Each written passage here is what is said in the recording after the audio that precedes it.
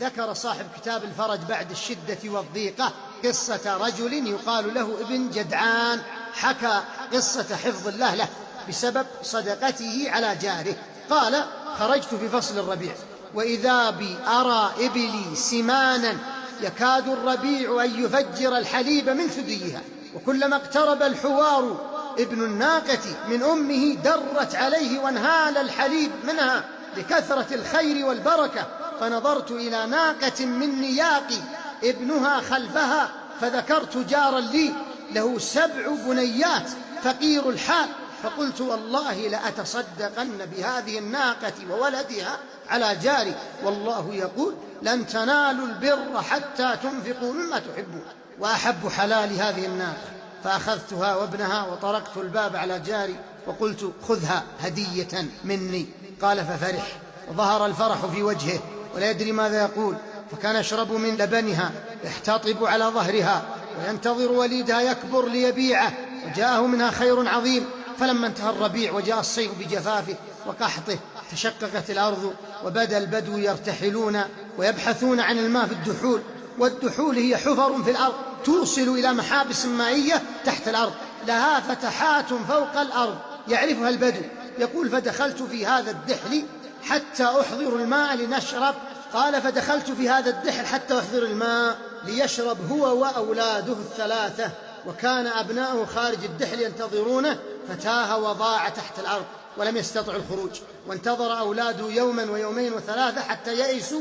قالوا: لعل ثعبانا لدغه ومات، لعله مات تحت الأرض، لعله هلك، وكانوا عياذا بالله ينتظرون هلاكه طمعا في تقسيم المال. فذهبوا إلى البيت واقتسموا المال، وتذكروا أن أباهم قد أعطى ناقة لجارهم الفقير، فذهبوا إليه وقالوا له: أعد الناقة خيرا لك وخذ هذا الجمل مكانها، وإلا سنسحبها بالقوة ولا نعطيك شيئا. قال: أشتكيكم إلى أبيكم. قالوا: اشتك إليه فإنه قد مات. قال: مات؟ متى مات؟ وأين مات؟ وكيف مات؟ ولما لم أعلم بذلك؟ قالوا: دخل دحلا في الصحراء ولم يخرج. قال: ناشدتكم الله، اذهبوا بي إلى المكان الذي دخل فيه، دلوني عليه، ثم خذوا الناقة وافعلوا ما شئتم، لا أريد جملكم هذا. فذهبوا به، فلما رأى المكان الذي دخل فيه صاحبه الوفي ذهب وأحضر حبلا وأشعل شمعة، ثم ربط نفسه خارج الدحل ونزل يزحف على قفاه حتى وصل إلى أماكن بعيدة يحبو فيها أحيانا ويزحف فيها أحيانا، وأخذ يشم رائحة الرطوبة تقترب، وإذا به يسمع أنين الرجل عند الماء، فأخذ يزحف تجاه الأنين في الظلام ويتلمس الأرض، فوقعت يده على الطين، فوضع يده على أنفاسه فإذا هو حي يتنفس بعد أن قضى أسبوعا كاملا تحت الأرض. فقام وجره، فربط على عينيه خرقة وقماشا حتى لا ينبهر بضوء الشمس، ثم أخرجه معه خارج الدحل ومرس له التمر وسقاه وحمله على ظهره وجاء به إلى داره، ودبت الحياة في الرجل من جديد، وأولاده لا يعلمون شيئا. فقال: أخبرني بالله عليك أسبوعا كاملا وأنت تحت الأرض ولم تمت. قال: سأحدثك حديثا عجيبا غريبا. لما نزلت ضعت وتشعبت بي الطريق، فقلت آوي إلى الماء، ولكن لم أصل إلى الماء، وبقيت تحت الأرض، وبلغ بي الجوع منتهاه، وبعد 3 أيام وقد بلغ مني الجوع كل مبلغ، وأنا مستلق على قفاي، أسلمت وفوضت أمري إلى الله، وإذا بي أحس بدفء اللبن يتدفق على فمي. يقول: فاعتدلت في جلستي وإذا بإناء في الظلام أراه يقترب من فمي، فأشرب حتى ارتوي، ثم يذهب، فأخذ يأتيني 3 مرات في اليوم، لكن منذ يومين انقطع، لا أدري ما سبب انقطاعه.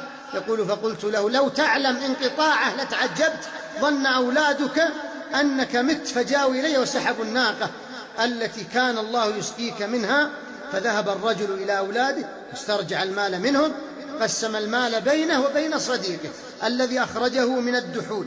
ألم تر أن ربك ليس تحصى أياديه الحديثة والقديمة، تسل عن الهموم فليس شيء يقيم، وما همومك بالمقيمة، لعل الله ينظر بعد هذا إليك بنظرة منه رحيمة. قال صلى الله عليه وسلم: من نفس عن مسلم كربة من كرب الدنيا نفس الله عنه كربة من كرب يوم القيامة.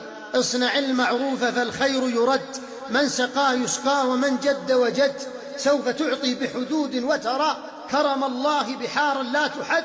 قد تعين في الشديدات أخا فيعين الله في أمر أشد. قد تعين في الشديدات أخا فيعين الله في أمر أشد.